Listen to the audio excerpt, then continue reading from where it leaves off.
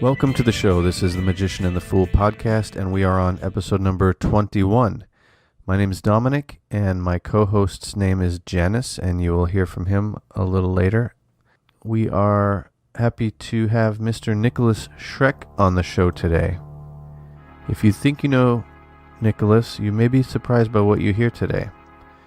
Acclaimed by Austria's Evolver magazine as already a legend in his lifetime, singer-songwriter, author, and filmmaker Nikolas Schreck's initiatory application of music, ritual, and theater formally began in 1984 when he returned to the West from a life-changing spiritual pilgrimage in Egypt to found the shape-shifting musical ensemble Radio Werewolf, a 9-year sonic magic operation which concluded in 1993. After pioneering early Los Angeles gothic and death rock with the band's first incarnation, Radio Werewolf's European phase was hailed by Christopher Walton of the band Endura for simultaneously preempting and giving birth to the dark ambient and ritual industrial scene of the 90s. Before embarking on his current solo career, Schreck has previously collaborated musically with Xena, John Murphy, Kingdom of Heaven, and Sir Christopher Lee, whose first album he produced. Schreck's books include The Manson File, Myth and Reality of an Outlaw Shaman, Demons of the Flesh, The Complete Guide to Left-Hand Path Sex Magic, written with his then-wife Xena Schreck, The Satanic Screen, and Flowers from Hell. He is the director of the 1989 documentary Charles Manson Superstar and has appeared in several films including Mortuary Academy and Usher. His latest recording, The Illusionist, was released in August on the Records Ad Nauseum label. We discussed some really interesting topics with Nikolas, including the pitfalls of a culture, the nature of magic, his experiences with Tantric Buddhism, among other things. So I think you're going to enjoy it. Before we jump into the show, just a reminder, we do have a Patreon, and the reason for that is to hopefully get the show self-sustainable. If you're interested in helping us continue doing the work that we are doing, then feel free to head on over to Patreon and help support us. Thank you to our patrons for the continued support. It means a lot.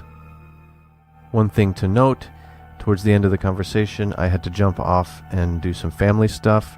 I apologize, Nikolas, for that. I really wish I could have stayed and chatted a little bit longer. I think Janice did an awesome job keeping things going, and it turned out really well.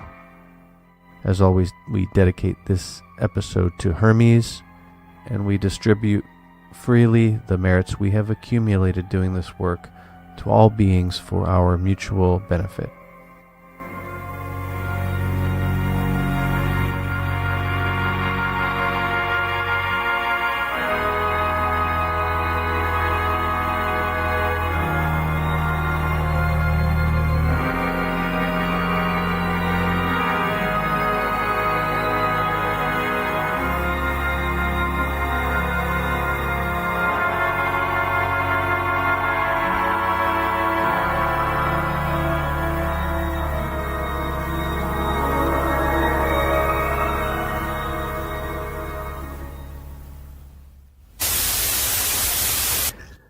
Okay, I am excited to introduce Mr. Nikolas Schreck to the show today. Thank you so much, Mr. Schreck, for making time for us, and welcome to the show.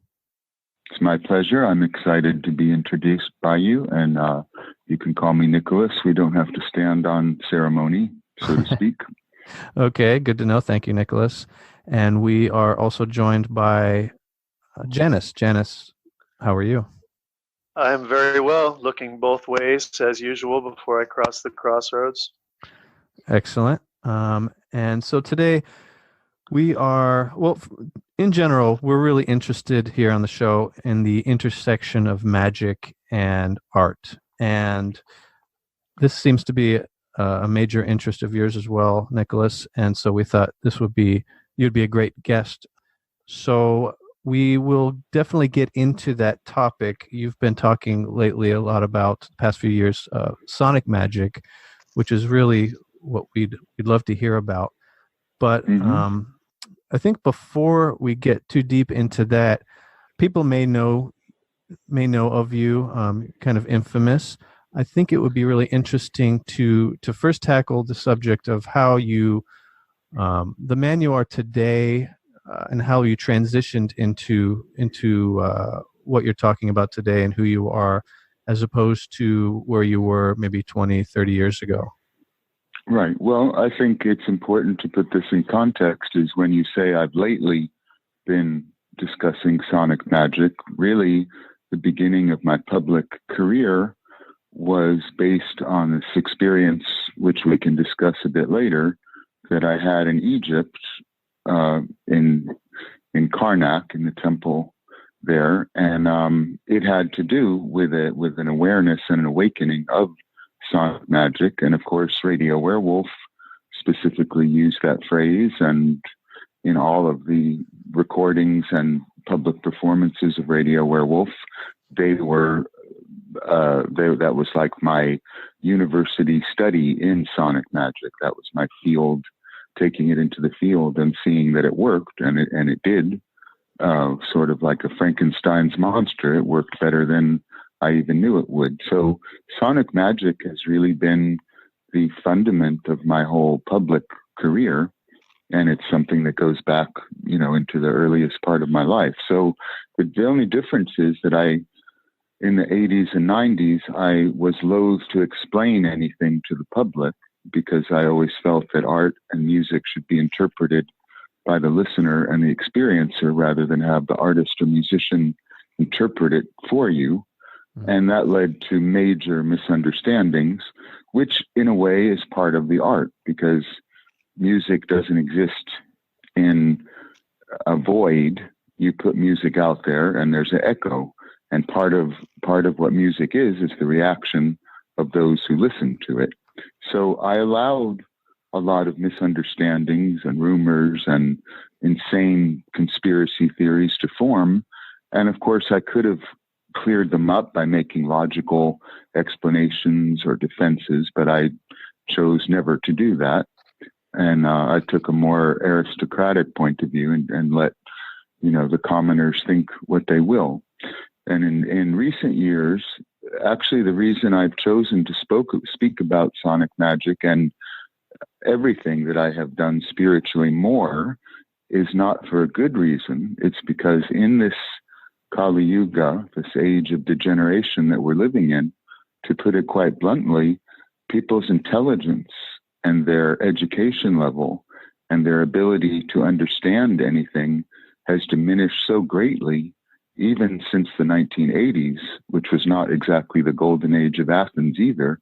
But compared to that, we are living truly in the idiocracy, to use the common term.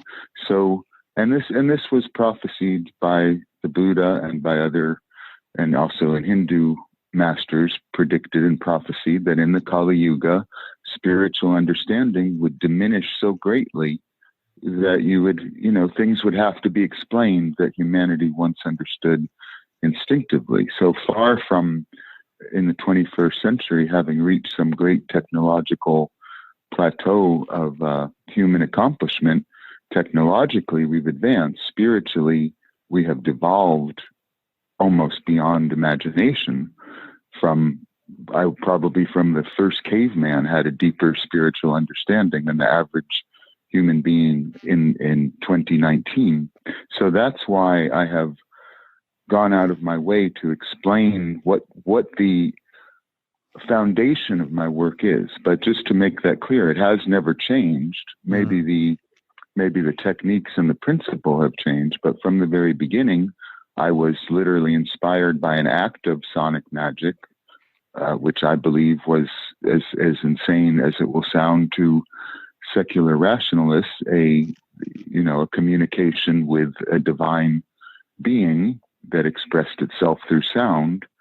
And even before that, sound has been the key to most of my mystical and spiritual landmark experiences, the things that transformed me and made me what I am. So, but yes, I have in recent years, quite deliberately, since 2014, when I returned quite actively to music with a sonic magic ritual that I performed in Dresden with the late John Murphy, which was an evocation of the feminine wisdom, of the feminine principle, the eternal feminine, I have felt it necessary to augment my concerts with some sort of logical, rational explanation. So I've done several lectures in Germany about sonic magic at the Wave Gothic Treffen, at the Hole in Berlin, which actually that is online on my YouTube channel, so people can hear it and get a deeper idea than we may be able to get into today. So I think that answers that question. Mm-hmm. Yeah, and I would highly recommend people go and listen to that recording. It's really fascinating, and yeah, I hope we can get into a lot of the stuff that you talked about there. And it is interesting what you were mentioning about the de-evolution of spirituality. It's really paradoxical because we have so much more access to information. It's really strange that we're moving in this kind of negative direction. Right. Well, I think that's because the overflow, well, yes, it's information, but unfortunately, since the advent of the internet in the 90s, most of what you're getting is hysterical, paranoid disinformation rather than, because what people look at on the internet is what is controversial, what is sensational, or what the problem, as we discussed briefly before the show, that algorithms show you what you're interested in. They don't show you what you need to know. They show you what the way the system is set up is geared to show you what they already think you will buy. So this is no way to learn anything. And as the Sufi teacher, who's somewhat problematic, but who wrote some interesting things, Idries Shah, wrote a book many years ago called Learning How to Learn. And he said that was the specific requirement for spiritual understanding. And it's probably true for any subject. The problem that you're addressing here is most people today they have never learned how to learn. How do you discern what is true and what is propaganda? How can you tell what is a scam or, some kind of pyramid scheme, all the various Scientologies and theosophies and churches of this and temples of that are out there? How do you, and when people have a deep emotional need to find something to believe in, rather than using the scientific method, they go by emotion. And this is why, unfortunately, when it comes to metaphysics, mysticism, and especially magic, which is, unfortunately a cesspool of misinformation if you've got it from the internet. And in fact, always has been, going back to the 19th century, because a lot of the people who are attracted to publicizing the art of magic have been sociopaths, narcissists, who would go out there and publicly talk about it, unfortunately, have not been people of the best character. So that the problem is a lot of what is put out about mysticism in magic is somebody with an axe to grind, or somebody pushing some sales technique or propaganda. And maybe the clearest sign of the degradation and decadence of magic in the 21st century is paradoxically, many people would think this is some sort of progress or an improvement, but I'm sure you're aware of the proliferation of interest in manifesting things or doing affirmations to make things happen. I don't know how popular that is in America, but in Europe, it's becoming sort of a subsect of magic, like a kindergarten version of magic. Are you aware of that whole phenomenon? Oh, absolutely. Yeah, it's virulent and it's inherently materialistic. Mm-hmm. Yeah, exactly. It's this whole thing, to learn the art of genuine magic, and even the word magic is unfortunate because it is so tainted by wrong ideas. It carries so much false baggage. It's very difficult for people to get beyond all of the projections they put on the word magic. But I'm using it in the strictest sense of the word, in ancient terms. The problem with the popular acceptance of sort of New Age magic light solutions to sorcery is that, as you said, they're completely materialistic. They are for people who are essentially materialists who think they can use a little spiritual trick to obtain what our consumer capitalist culture teaches us is important to get what we want. So basically, I think this, even I used to rail against the damage that things like Thelema and Aleister Crowley, all of the false ideas that he put across as one of the main problems with human beings in the contemporary world understanding magic. Now, I think that has been superseded by this popularity of affirmations and manifestation, which is, as Chogyam Trungpa coined the phrase, spiritual materialism. Yes. Why is it a problem? Is because it's refusing to admit that there are greater forces in the cosmos than humanity, and it's a very arrogant approach to magic, assuming that your wish alone can make something happen. It's a completely childish understanding of how the mind works and of how magic works.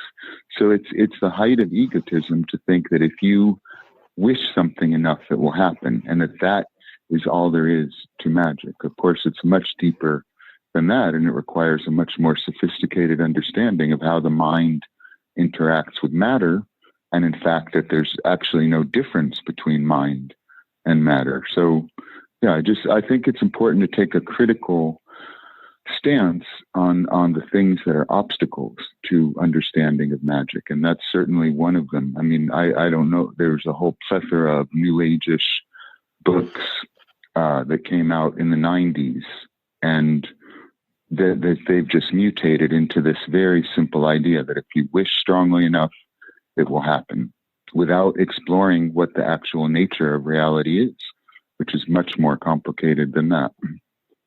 And what happens is then the souls or minds of these people become further drawn into material existence, and the spiritual senses become further obscured by illusion that's created by their misapplication of really magic on a very base and gross level, like you're saying. And it's kind of a travesty, and it's a strange situation, because some of the loudest voices too are voices that are selling something, which is, I guess, from time immemorial the way it's been.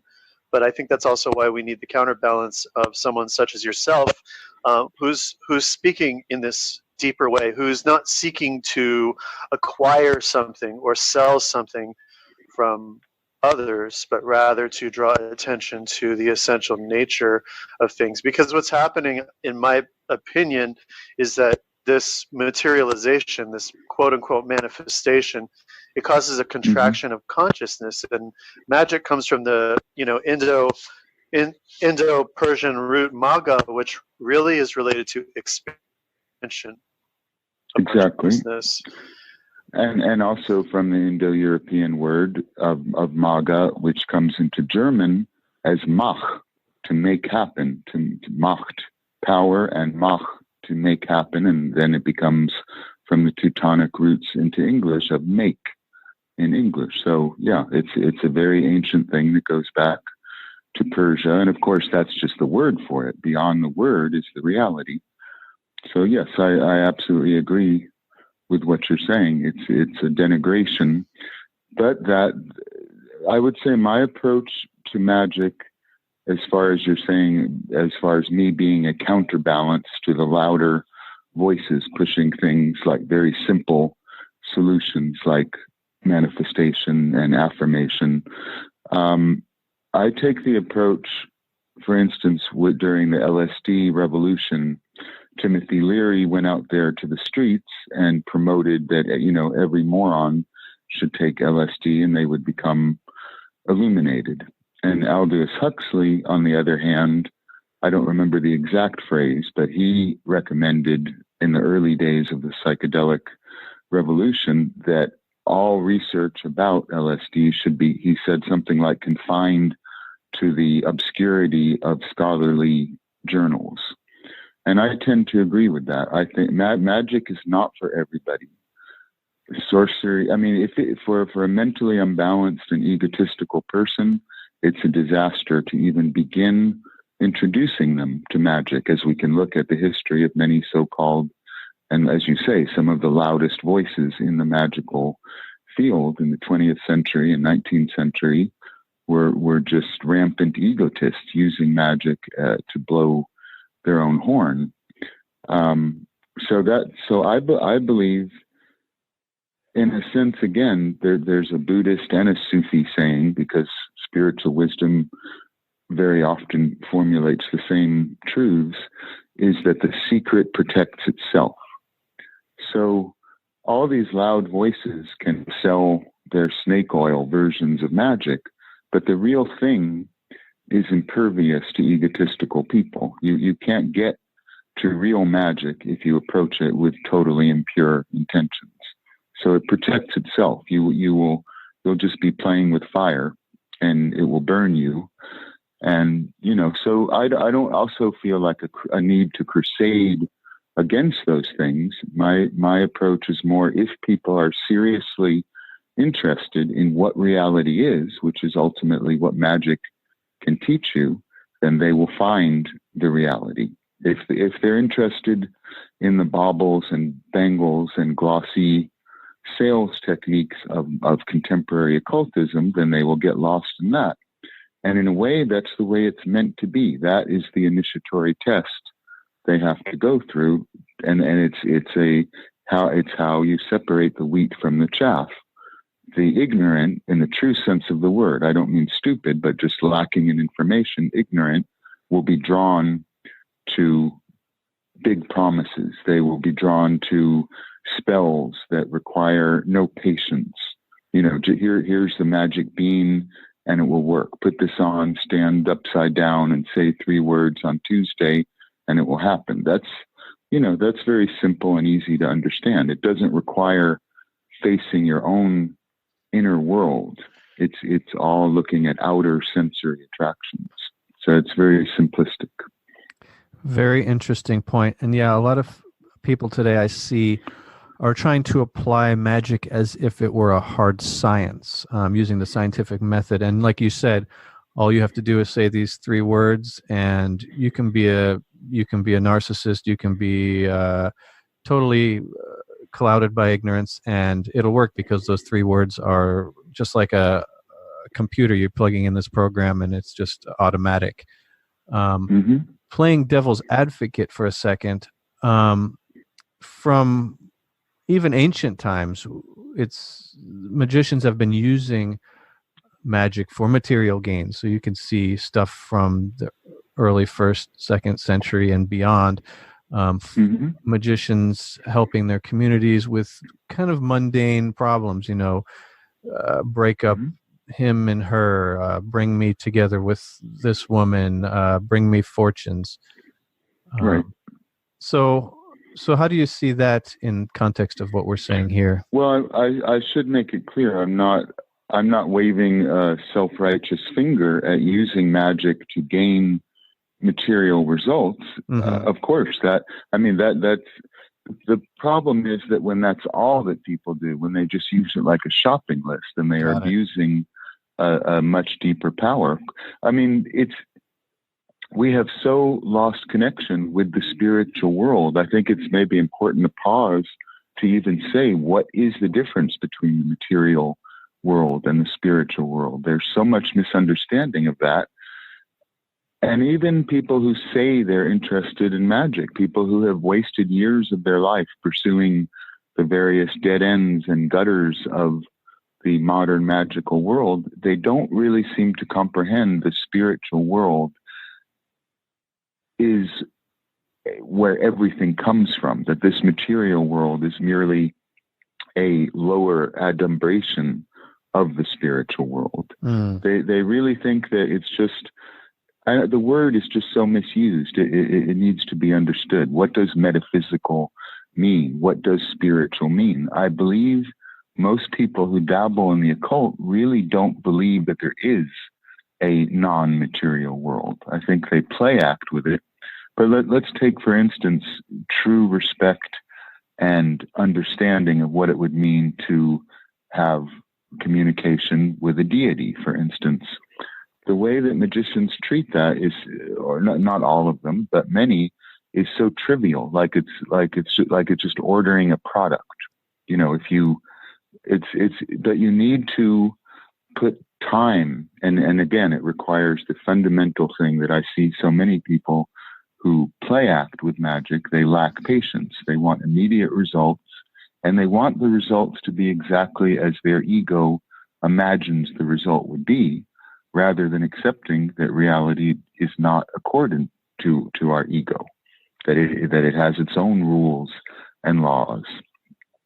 So I would say this is the key problem, and I think it's first important to address what the obstacles are before we get into the solutions, is that humanity has become so anthropocentric now that they don't really acknowledge that there are superior spiritual beings, that gods exist on their own terms, that they are not tools for humanity, but actual beings with their own will and their own subjective interpretation of reality, and that they will only cooperate with you based on a relationship, which has to be formed as you would form a relationship with a friend or a lover. It wouldn't be, you don't snap your fingers and make people do favors for you. So, and yet people act as if, you know, Venus or Odin will, just because you wear the right heavy metal t-shirt with their image on it, will appear to you and grant you boons without ever really understanding that god or forming a relationship with that being. So that's one example of something I see largely missing, is a mistrust of what people fear to be religion, in quotes, and also a unwillingness to bow down to a superior power, to admit that there are beings far more powerful than mortals, which if you go to the Greek and ancient and Roman and Babylonian magical world, you will see that those civilizations understood that mortal beings were on a lower plane than the gods. So I think that's a big problem, is anthropocentric egotism, thinking that humanity is at the center of everything and not acknowledging and this is why theurgy has become much less practiced, I would say, you know, other than the Abrahamic religions, which in their own bizarre, distorted way are practicing it, theurgy with a very corrupt and malignant deity. You know, most dealings with gods is not really theurgy. It's sort of play acting. So I think that's an important part of what is missing in the dialogue about magic today. I am very grateful that you said that. I frequently am advancing the same argument, that the gods are living beings. You could even call them people. They're a different kind of people than we are. They're a different kind of species, you could say, of spiritual being than we are. But there is a deep relationship between us and them, and they're not just abstract concepts or personified natural forces. These are actual self-aware, intelligent beings on a higher scale of magnitude, depth, and understanding than we have while we are incarnate. And exactly, we should approach them with reverence and gravity because of their profound wisdom and power. And the flippant sort of idea that these are just like electricity, you just turn it on and use it, is really born of lack of understanding. But I think that also is related to the fact that people don't realize that though there is a relationship between the physical senses and the spiritual senses are almost a different set of senses to interact with a world that is just as real, if not more real, than the physical world that our bodies reside in. Well, of course, it's actually it's much more real because it's eternal. The spiritual world is there. This temporal material world is already dissolving. I mean, we right now are already in the process of dying. Once we're started to be born, We're on our way to the process of death. The spiritual world is there permanently. I mean, it too is subject to change, but this temporary dream mirror-like illusion that we're living in, that we think is reality, is just as fleeting as yesterday's dream compared to the profundity and depth and eternal nature of what we can loosely call the spiritual, the metaphysical. So yes, what you're saying is absolutely true. I was just going to say, now, Nicholas, would you be open to going a little bit more deeply into your experience in the Chamber of Seti? I was very heavily impacted by your description of it, and I would like very much for our listeners to have some access to your insights from that. Sure. Was there any particular aspect of it that you wanted me to touch on? Because there's several strands to that. Well, we love depth on our show, so if you would be open to talking about it in the way that your heart tells you. I'm pretty shallow. Let me see if I can find some depth. Yeah. Well, for your listeners who may not know what you're referring to, in 1983, I went on a spiritual pilgrimage to Egypt, and to cut a very long story short, at the tomb of Seti the First, the pharaoh Seti the First, which was discovered by an Italian archaeologist in the 1800s and is now, I believe, for many decades has been closed and you cannot even visit it. But luckily, at that time, you were able to go into it. And the tomb of Seti the First is very unique in the tombs of the pharaohs in the Valley of the Kings, in that when you go down into it, it is designed to be that you are going up. You're going down a very narrow flight of stairs, but it's made to look almost like a planetarium. It's like you're going upwards into outer space, and it's black, and the stars and constellations, unlike most Egyptian religious art, which is usually very bright and colorful, you go into a incredibly dark chamber deep below the earth, but paradoxically, it's supposed to be ascending upwards into space, which is where the gods were perceived to be, and where the constellations that they formed were given particular reference and symbolic significance in the Egyptian religion and the practice of theurgy. So in this very dramatic tomb, I mean, it's very powerful. And I don't attribute it's not like there's something special about me that it happened to me. I would think anybody whose spiritual antennae are sensitive and went to this place would feel it. It's indescribable. It's ineffable. There are some things that cannot be described. The power in this place.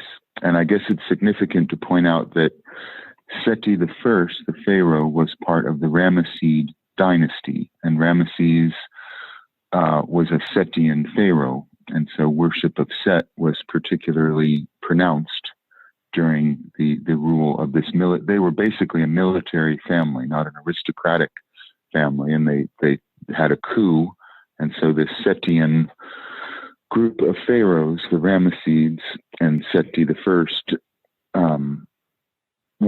in other words, it's very important that they were dedicated to the god Set, which was their particular tribal god, as soldiers, because Set was the god of warriors, of merchants, of travelers, of people who cross frontiers and who are fearlessly going beyond the borders of the known world.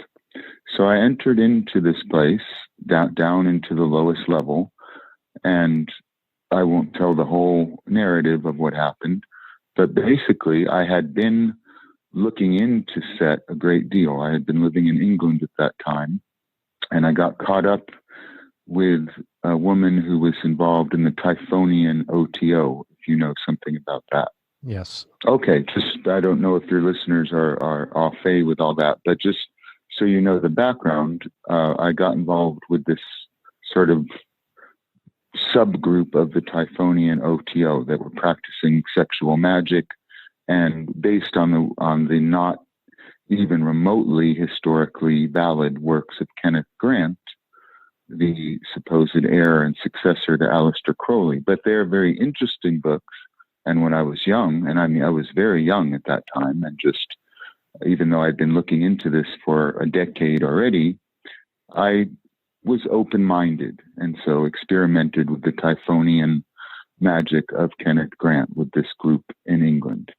But I did my own research at the British Museum, which has a huge Egyptological section. And it's actually an important lesson, is that you should never accept what any magical teacher says on face value. You should absolutely check if it's true. And that goes for me as well. You should never take anybody's word for something, because if something is valid, it can be proven to be valid. And so I looked into Kenneth Grant's theories about Set, and the basic misunderstanding he had, which I then accepted, was that Set was actually the origin of Satan. I'm sure you're familiar with that theory that he expressed. Yes, we know a lot about it, actually. Mm-hmm. Yeah, and it's completely wrong. I have to say that it could not be wrong. It is what's called folk etymology. It's a stupid error based on someone who doesn't know anything about ancient languages, saying basically that Set sounds like Sat in Satan. And of course, they're totally different meanings. There is no connection. I think that's very important to say, because so many people to this day, even educated PhDs, believe this nonsense that Satan is Set. Well, in 1983, when I was young and fairly new to the actual practice of theurgy, I accepted this idea from Grant, but I looked deeper into it and found it didn't hold up to modern archaeological study of Set and what he was. He's definitely his own being, and it has no connection to the Judeo-Christian Satan. And then in my recent updated version of my book, The Satanic Screen, I added a section getting into who and what Satan is in the first place. And even that is not what most Satanists or Christians imagine it to be. But that's probably digressing too much. But that's important to know too. Satan is not what most people think Satan is. So, and Set, the Egyptian god, is certainly not Satan. But at the time, I was confused and sort of trying to figure it out. So I went down into the tomb of Seti I, which was open to the public at that time. And there I subjectively felt that I had a communication from Set at the bottom where the sarcophagus of Seti I once lay, now has been removed, but it's still down in the lowest chamber, very resonant with the aura of some alien power, is all I can say. It's just so, it's like entering another dimension, or it was at the time for me. And it came to me as a sound, and this is why I said earlier that really my whole public career began then, because at that time I had been, if you can imagine how cynical I am now, in 1983, after the Reagan Revolution in America and the rise of idiotic American right-wing Christian fundamentalism, I thought America was doomed then. Little did we know how doomed it would be. But already then I wanted to escape from what I saw as a horrible turn that the Reagan era represented as far as, well, anything valuable. So I was planning on actually getting land and retiring to Egypt, even when I was that young, and just studying magic and meditation and mysticism. And I would have done that had it not been for this experience in the tomb of Seti I, where I felt that Set communicated to me that it was cowardly to leave the battlefront of America, and that in fact, back and to a certain degree, fight the forces of Christian fundamentalism, and not just Christian, but in general, the forces of ignorance, let's put it that way, that were rampant at that time and which are rampant again in a new cancerous form today. But, that was a particularly unique period when the religious fundamentalism was at the forefront. So the message came to me there from Set that it would be cowardly to retreat, but that I should go right back into the heart of the enemy, and attack. And from that came Radio Werewolf, which, although I didn't really announce it, or as I said earlier when we began the interview, I deliberately didn't explain what I was doing. But that was a 9-year ritual from 1984 to 1993 that's still resonant and still echoes to this day. And but it started there in the chamber of Seti the First. And I also have to point out that at that time, I did not fully understand who and what Set was, or the significance of it. And I would say that Xena, as the high priestess of Set, has elucidated what Set is better than anyone else today. But I do want to make it clear, in 1983, I had a much more fragmentary understanding of what Set is. But it was, as far as I'm concerned, a genuine communication from that God. And although I had other experiences, in fact, my first memory was a communication with a deity, which I can describe later because I think that's significant too.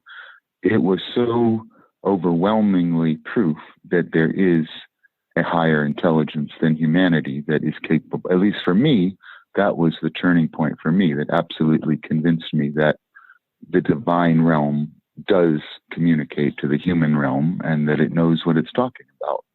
And that was a turning point. And it's kind of ironic that so many people are familiar with the interview I did with Bob Larson, in which I'm explaining what the Church of Satan ideology was, explaining what LaVeyan atheistic ideology was. But that was not my belief. That was not what I believed. So a lot of people are surprised when I say that, because, I'm sure you're familiar with that interview too.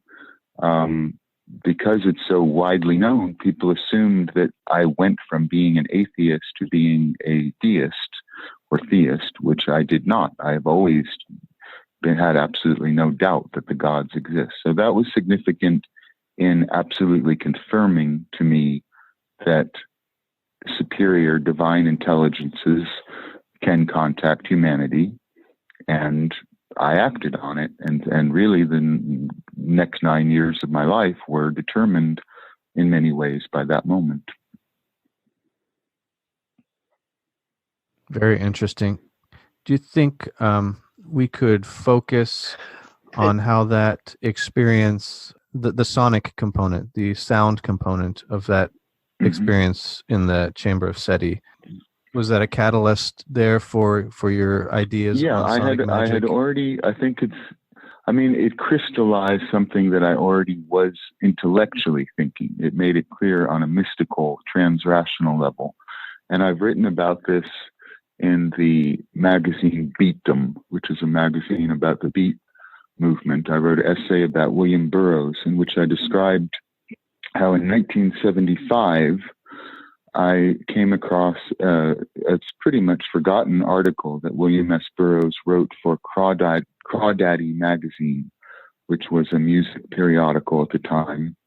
And it was about Jimmy Page, of all things, which I should point out, I have never been a great fan of Jimmy Page or never caught up in the whole pseudo-magical mystique of Led Zeppelin, which for many people, I suppose, was their introduction to magic because of his interest in Crowley. But it was Burroughs I was interested in, not Page. Anyway, Burroughs interviewed Jimmy Page, and what Burroughs had to say was, he was talking a great deal in this article, which I quote in my own essay about Burroughs and magic, is that essentially music and all art is magic, that in ancient times, music and art were inseparable from magic, and that only in modern times have these two things have become separated. And I should point out that even in the, early 70s, mid 70s, that William S. Burroughs and Kenneth Anger, although I look back at my appreciation of their work now, and I see their flaws, and I see that they were not completely sound in what they were saying. But at the time, as a teenager, they had a huge influence on it, because they're the only two people I can think of at that time who deliberately and consciously understood. Burroughs understood that the word was magic and that you can change reality through the word. And that, so it's not like I invented this idea. Those two definitely influenced my thinking. The films of Kenneth Anger were obviously as crude as they may seem to be now in retrospect. And maybe they were just lucky accidents of an interesting time. They were at least an attempt to realize and manifest this idea that film could be a magical ritual, and Burroughs, that writing is a magical ritual that changes reality. So that influenced me a lot. I can't really think of someone who saw that music was that in that time. But I would say I'm working in that tradition. There's no way to deny that so if anyone wants to look back at that article, it's quite interesting. And that was a turning point in my thinking that I think came to fruition with this experience in Egypt, if that answers that. But it is important to understand that magic is an art too. It isn't, as you said earlier, people unfortunately these days, because of the cult of scientism, would like to force magic into a scientific model, which it isn't. It was always called the royal art because it's an art. It's an uncertain art too. Like if you decide to make a painting or write a song, you're not sure you will accomplish what you say you're going to accomplish. You try. So it's an art, and you have to be a disciplined artist, but it has to be a magician requires a creative mind. You have to think in terms of artistry rather than hard science. And so it goes both ways: music, art, cinema, dance, any number of artistic creative activities are magical expressions that are rooted ultimately in ritual, because the first songs were prayers. The first drawings that human made were magical talismans to help them with hunting, for instance. The earliest we go back to any cultural activity, it is in fact intended to create a sorcerous transformation of matter. So, I think it's important to see it's a two-way street. Magic is an art, and music, art, cinema, dance, poetry, all of the other arts are also magic. I mean, if taking a photograph and making a tape recording, I would say are the most significant magical inventions that ever happened. Most people don't think that way, but the ability to capture sound in a recording and then manipulate it allows us to transform reality. This gets into the cosmic sound, that when you record any sound, incorporated in it is what in Sanskrit is called nada, the cosmic sound that underlies everything. It's a silent sound that is beyond the sensory field of hearing.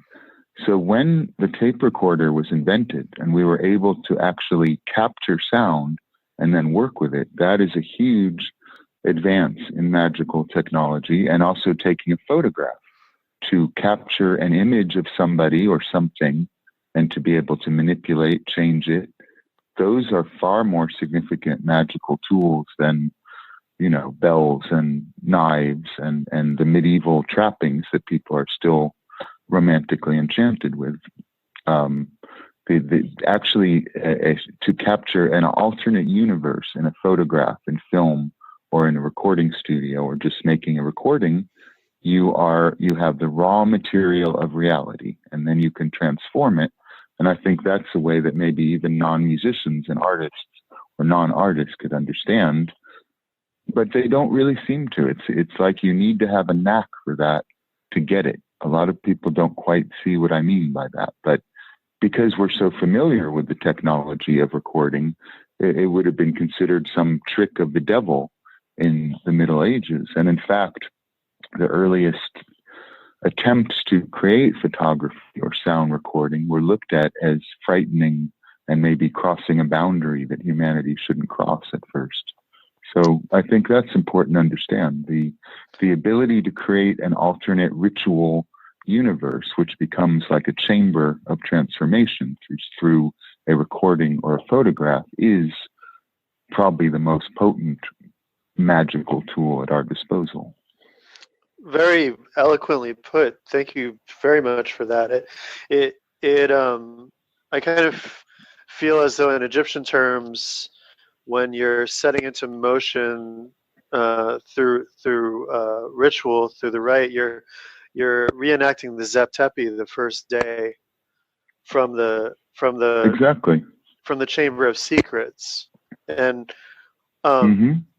a couple of things I wanted to say that your words sparked was that, in my experience too, contact with the deity changes you, and also it has this catalytic effect on your life. It changes you and also produces changes, but also causes the impetus of the catalyst causes you to produce changes which are in accordance with the deity, but also our ability as magicians to create change originates in our own divine nature, which is sort of a Promethean fire. And in the same in the same sense, the arts, magic, like if I'm sitting and making a piece of art, I may have an intention for it, but it might end up going in a completely different direction. It starts to take on a life of its own. And I think magic's like that too, where you may think you're doing this, you may think you even know the reasons you're doing this, but there may be a deeper impulse within you that is beyond your conscious awareness that is motivating you to create these changes. And then the magic changes you, and you have to have this comfort with this dynamic state of being. In my opinion, would you agree with that? Absolutely. There are two important points that in turn, what I said sparked that, and what you said sparks these ideas as well, is that the problem is that, every Twilight Zone, every folktale is about what happens when you make a wish without deeply looking into the implications. All of these fairy tales and short stories in the pantheon of fantastic literature are always warning people, don't make those three wishes unless you've really clearly thought all the consequences through. And that's part of what you're saying. You can say, I don't know, what do you say is the most common thing that people use magic for? Sex, maybe? Money? Yeah, okay. So yeah, sex and money, sure. So let's say, or a prostitute, sex and money. Sex. So if you called upon Aphrodite to bring you a sexual partner who would be an appropriate deity to ask, unless you've looked into your own psychology and into the deepest levels of your own mind and looked at your own, what is your idea of a sexually perfect or attractive partner?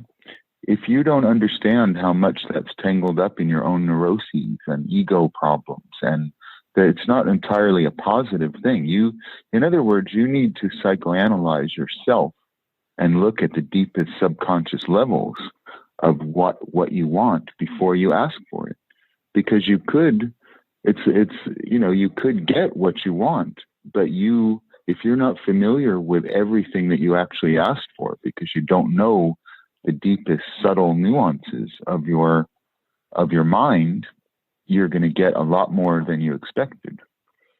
And as you said, it could be for better or for worse. But this is why self-analysis is the first step to becoming a magician. You have to understand the mind as Buddhist cosmology would understand it, the mind is much more than the brain. The mind is everything we are experiencing. The entire phenomenal universe that we experience is the mind. If you don't simultaneously try to understand the nature of the mind and also take a deep, harsh light into your deepest inner self and look at why do you want the things you want, it will be like, in Fantasia with Mickey Mouse and the Sorcerer's Apprentice. You will only create a catastrophe for yourself that you won't be able to control. And of course, most early magical experiments lead to that sort of thing. There was a reason the ancient Greek philosophers put know thyself in the academy. That's rule number one. And how many people have the interest, patience, or endurance to really try to understand themselves, and not to praise yourself and think how wonderful we are, but to look at our illusions, look at our stupidities, look at your show is called The Fool and the Magician. Look at what a fool you can be before you conjure these things. So that's a very important point. Is a lot of people want to just look outside of themselves, and they never take time to look at their inner world at all. And that's a recipe for disaster. Very true. And yeah, the idea of know thyself really could be the only thing that you ever focus on. Really, it seems very simple to say know thyself. I think people maybe brush it off like, yeah, I know myself. Mm-hmm. But really, it's a lifelong, that's a really hard, a hard question, a hard task to put in front of yourself, is to know thyself. It's a lot more difficult and painful, perhaps, than people realize. It should be painful, and this is why most people give up as soon as the painful part. But when you get to the painful part of self-discovery, then you're actually getting somewhere. That's when you should keep pursuing it. And now another part of misunderstanding about magic and knowing thyself is karma. And many beginning magicians make the mistake of thinking just because they want, you named the universal things people usually ask for, sex or money, just because you ask for them doesn't mean you need to know your karmic past as well as your current past. Magic is not a universal panacea that it's not just a magic button you can push at like a Coke machine and get what you order. You can only get what your karma will allow you to get. To transform your ability, so this way it becomes a process of initiation rather than just a consumer function of I ask for something and a God gives me something. It is a way to ultimately a form of initiatory self-understanding. If you realize your karma is not going to allow you at this moment to get object A, B, or C, then you have to change your inner world and you have to purify your negative karma. And actually, I have done that recently, just to make it clear. It's not theoretical. I won't go into all the details, but there was a long period of a few years where I had a major obstacle. It was like I was coming against a wall in every attempt at a certain goal reaching. And it changed just within recent months after doing a particular ritual in which I focused not so much on the outer or exterior changes that I wanted in the material universe, but I focused instead on purifying my karma that obviously had reached a dead end that was not able to attain what I thought I needed. And when I looked into my inner life and saw that there's no outer obstacle preventing me, it's actually within me that there's a blockade, and that needs to be corrected. Now, I did exterior ritual. I used art and music to make this transformation. But just to give people the idea, I'm not just talking theoretically. I have had my own obstacles, and I superseded this one by changing direction, not concentrating so much on how do I change the matter outside of me, but how do I change my own inner obstacle, which has to be negative karma that prevents you from that, if that makes sense to you, if that's not too abstract.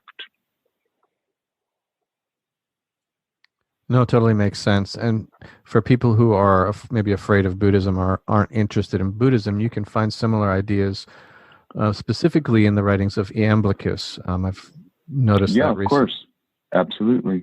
Well, the ancient magical writers I would recommend, and much of what they're saying is just connected to universal truth. It doesn't, truth is truth. Buddhism is just a word that Westerners invented for something that in Sanskrit that means awakening to the way things are, which you could say is what the Greek word philosophy, love of wisdom. So Iamblichus and many of the Empedocles and many of the earlier pre-Socratic Greek philosophers, a lot of what they're saying is totally consonant with what we understand as the Buddhist teaching. Absolutely. And since we're specifically talking about Buddhism now, I'd like to maybe talk about your, how did you come into Buddhism, and how pivotal has that been since you've walked down that path of, I believe it's Tibetan Tantra? Yeah, Tibetan Tantric Buddhism, or Vajrayana. The interesting thing is, as we were discussing a little bit before the show, people have the impression that this is a recent change and that it's a drastic, dramatic change. Like one day I was a devil worshiper, and then the next day I was a Buddhist.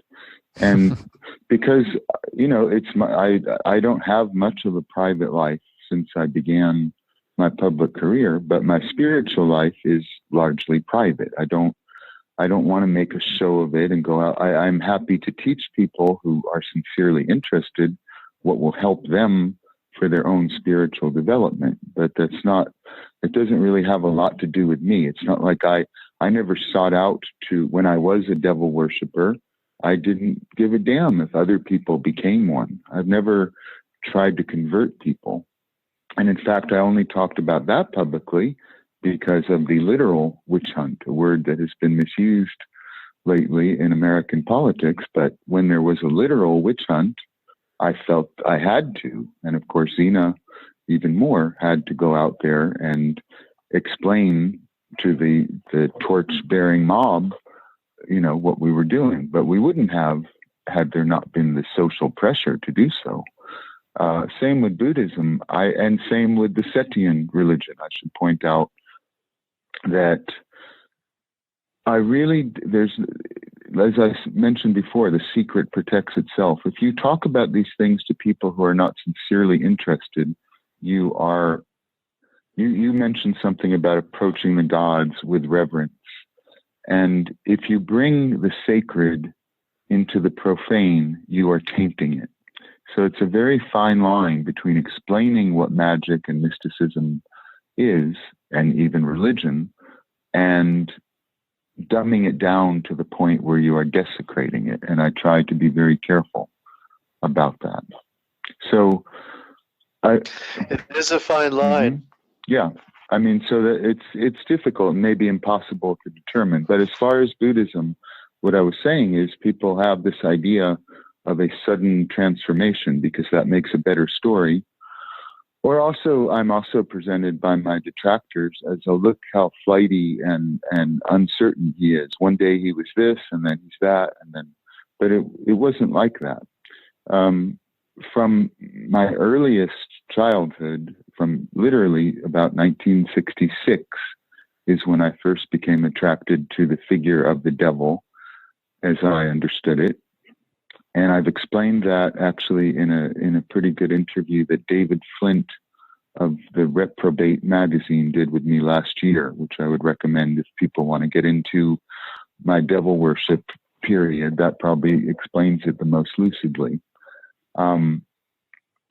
So that's how long, during the whole occult renaissance of the 1960s, I became deeply involved in devil worship. And as I've said before, I make a distinction, devil worship rather than Satanism, which implies an atheistic social ideology these days. And what I was referring to is literally the devil was my religion, as a literal being that I worked with and communicated with, not a symbol. And already in the 90s, in the early 90s, as Radio Werewolf was transforming, we went through a period that I would say was more deeply connected to Nordic paganism and Greek myth. And these are things that Zena and I had always been deeply caught up since our childhood as well. It's not we were promiscuous in our spiritual beliefs as we were in our personal life. So it was much more complex than just Satanism. And then when Radio Werewolf Ritual came to an end, Zena first, and then I after, began exploring, going back to things that we had explored in our youth, actually. But she went in that direction first of rejecting occultism, basically, to put it in simple terms, of rejecting the whole do-it-yourself religion, 19th century tendency of the Blavatskys and the Crowleys and the Gurdjieffs and, all of them, the self-invented traditions. And we felt it was necessary to return to what is the truth, what is an actual tradition with a real lineage that can be counted on. And we explored many for instance, for a very long period, if anyone has read our book, Demons of the Flesh, which came out in 2002, at that time we were deeply caught up in the Vama Marga, the Vedic Indian left-hand path, Tantra it would be wrong, but maybe the best way to understand it, the Hindu left-hand path, even though it's actually opposed to Hinduism. I think you know what I mean. Yes, definitely. Yeah. So for a very long time, and in that book we elucidated it, that the Indian form of Tantra was what we practiced, and we both had different experiences, but I had a particular experience in the early 21st century, shortly after moving from America to Berlin. In 1983, when I lived in London, I was initiated into a cult of Kali from a small Indian group in London. And it was a left-hand path Vama Marga group that was devotional bhakti to the goddess Kali.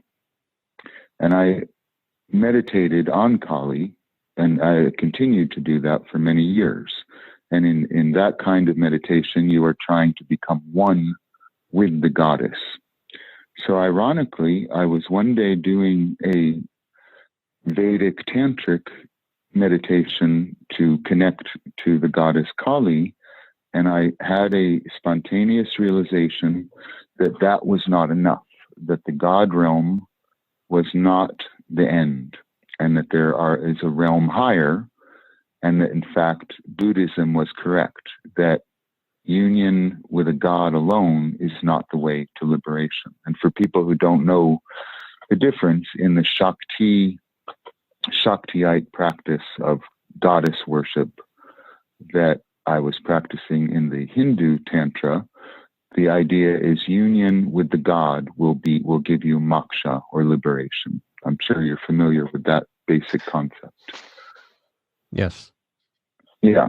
So what I saw was that there are higher realms than that, and it was just like a revelation through a Kali meditation that Buddhism actually was correct, that there's a higher level than just theurgy and connecting to the divine realm, as important as that is. And then I had an actual vision in our apartment in Berlin of the goddess Kali appearing to me as an ordinary Indian woman, just like anybody off the street in Calcutta, let's say. And a very motherly, not a glamorous femme fatale like you'd imagine Kali incarnate would be, just a kind of maternal Indian woman, came to me and said that if I become a Buddhist, it will repair what is wrong with a particular chakra.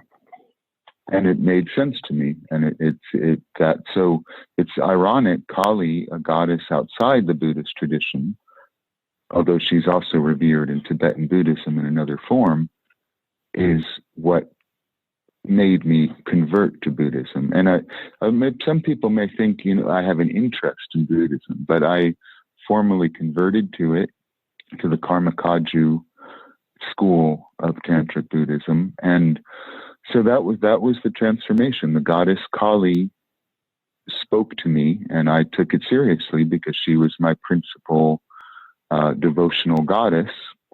And interestingly, when I first became a Buddhist, it was through a Hinayana monk who I took the first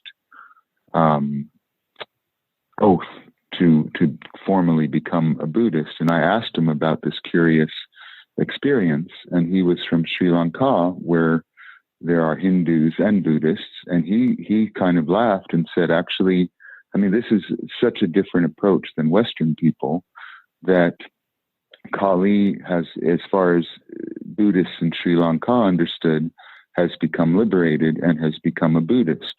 So he thought that story made sense. That's fascinating. I have heard that. I was getting deja vu while you were telling that story, because I've heard someone else say something very similar, moving from working with Kali to Buddhism, so that's super interesting. Mm-hmm. And of course, the left-hand path in Tantric Buddhism also reveres the feminine force, and that has been, the Ewiger Weiblichkeit, as Goethe said, has been the driving force of my existence and in my music and in my art, and really everything. So nothing has changed, just the forms. But so that's how long I have been a Tantric Buddhist, and actually longer than I was a devil worshiper. But first impressions are what counts. And nor do I regret any of the wrong or not even wrong, any of the paths that I took to get to where I am, because they were all necessary. And I also think I have a deeper understanding of what the darker side of the human experience is, so that I can combat it, and because I know what it is, because I've seen it. I don't have any illusions that I have that in me. So a lot of spiritual teachers, pretend to be all good and lightness and white, shining radiance, but I know there's darkness within me, so I know how hard it is to combat. So I think that actually gives me an advantage. That leads right into a question or two I wanted to ask you, as a matter of fact. In popular culture, especially in the West, not so much in the East, where you do see a little bit more of this, but in the West, the concept of an enlightened person or an enlightened being is this very much tied to this New Age perception of, this is somebody who's always happy and peaceful and essentially almost spiritually castrated in a way. And yeah, absolutely. It doesn't really take into account almost Jung's idea of like this wholeness, which includes the darkness. And it brings to mind for me, and I think that where you're coming from is an authentic example of somebody who is developing illumination. And in the Ishraqiya Sufi school, the highest form of spiritual light is the black light. Is the dazzling darkness. Absolutely. And so, well, and then the Sufi way influenced me a lot as well. There's also the path of Malamat, the path of blame, and actually, this it's funny. This is something that I was thinking of writing an essay about. So I'm glad you brought it up. I always encounter people who don't know much about Buddhism who think, but how can you be a Buddhist? You said this sarcastic thing, or your sense of humor is very harsh, or they assume, like you said, castrated. They assume that to be a Buddhist is to be a smiling ninny, like someone with a lobotomy. And in fact, Buddhism is looking at reality from a much harsher perspective and judging humanity's flaws in a much deeper way than then, you know, a lot of people think Buddhism is the easygoing, new age, make it up as you go along hobby, but it's actually a very harsh examination of the flaws of human nature. So if you don't understand the darkness, the maras, the demonic energies that oppose you if you are on the spiritual path, in the same way that when Jesus realized who he was in the desert, that is when the Satan appeared to him as an initiatory challenge, by the way, not because the devil opposes Jesus, but because he's testing him, because he is a emissary of the God coming to test Jesus to see if he's worthy of his role. And in the same way, in the story of Buddha's enlightenment, at the moment the Buddha is about to become enlightened, Mara, the god of death, appears. It was very similar to some understandings of the Christian devil. Mara appears and tempts him in the same way. He offers everything the sensory world can offer in the way of pleasure, knowledge, and ego appeal, and Jesus and Buddha rejected this offer. And that's an important part of everyone's initiation. And anyone who thinks that you can be on the spiritual path and it's all going to be bright light, rainbows, and lollipops, it's not. They don't know. The spiritual world is as filled with darkness as light, as is all aspects of existence. So you better understand them. So the fact that I have known mass murderers well, that I've known criminals, that, you know, that I am myself was not immune from criminal impulses when I was young, actually have helped me to understand all that and to understand what needs to be transcended. I mean, for instance, my past life memories, which I have a very distinct one of my last past life, I know I was not a good person. So I know that it is possible to transform. And that's what initiation is about. It's transform. You don't enter a path of initiation because you're perfect. You enter it because you see your flaws, and it's a process of transformation for the better. It isn't patting yourself on the back of how wonderful you are. And if that's what people think it is, they will be sorely disappointed. Totally agree, and I love how you put that. Recently, I've been kind of working through that myself. I'm not sure if you're familiar with the Buddhist sutra, the Vimalakirti Sutra. There's so many of them out there, but this particular sutra speaks to this specifically. And what I'm learning is, and what it says as well, is that practice in a vacuum is really pointless. So you've kind of alluded to this. You can't, doing practice in a temple, doing practice in a church, if that's all you're doing, if you're not looking at your demons, if you're not confronting reality head on, if you're not in the trenches, then your practice is only going to go so far, and it's going to be extremely limited.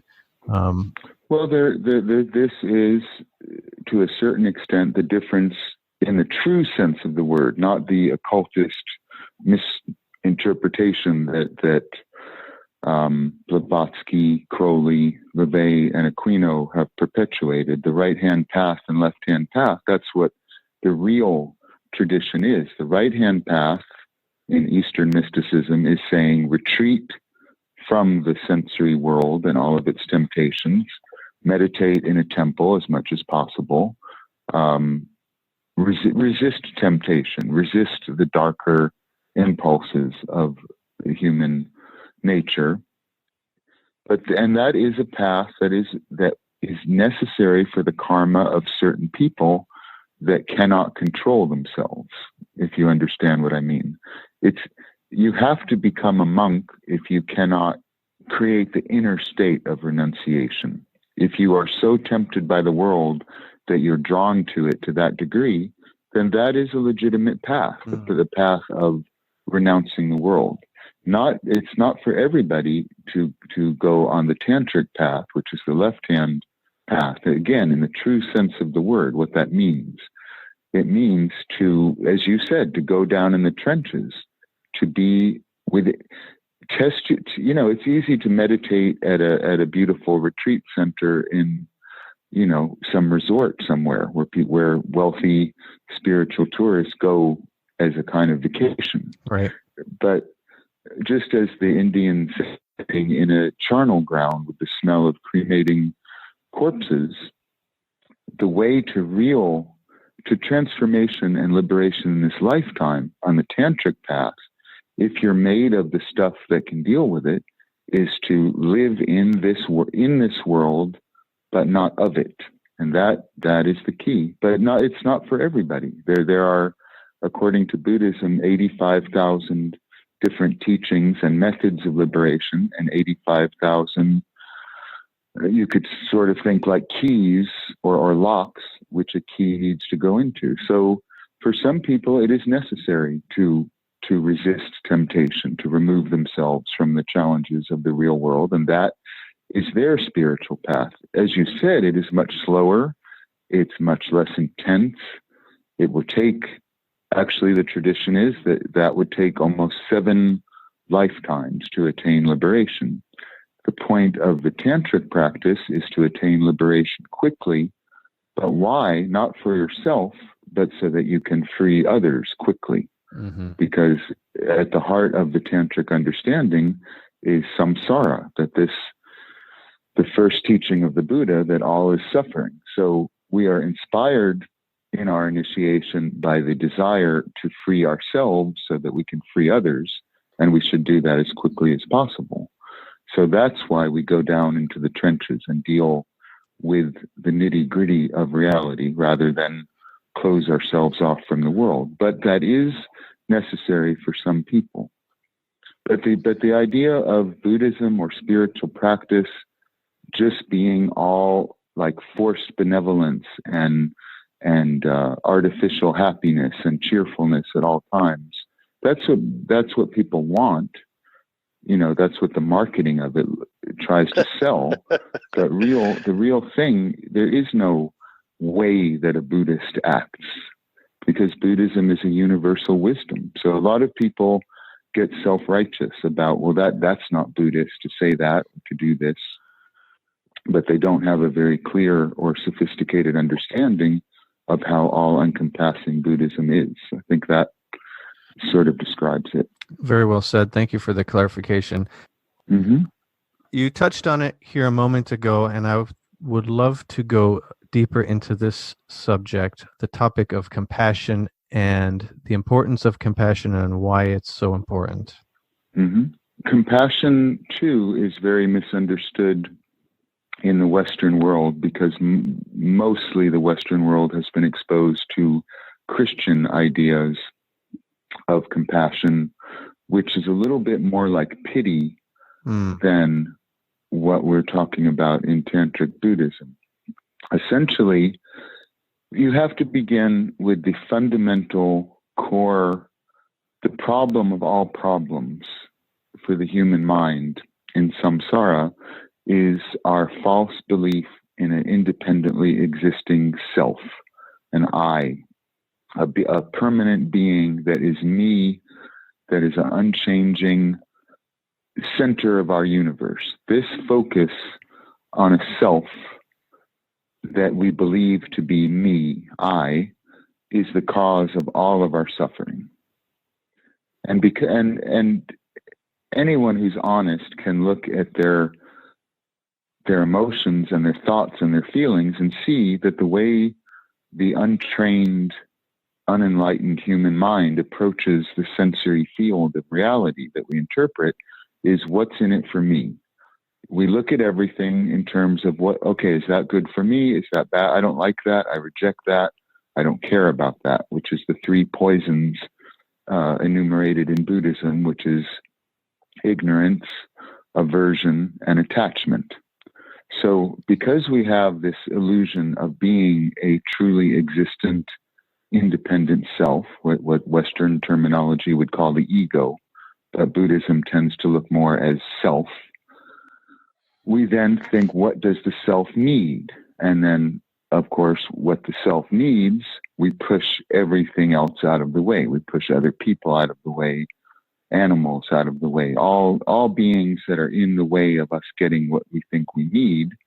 So this desire, which is called tanha in Sanskrit, like thirst, the ego, because it is dualist, because it sees subject and object, me and that, because we don't see that everything is one, like a baby grasping for a toy or a child for a sweet, we keep grasping and grabbing at the outer sensory world under the illusion that if we get something we want, or if we get rid of something we don't want, or if we ignore something we don't care about, that will appease this ego, this self, that it will give a feeling of satisfaction and happiness. But that is the ultimate illusion. So to understand compassion, first you have to understand why, if we look at the world today and see an incredible lack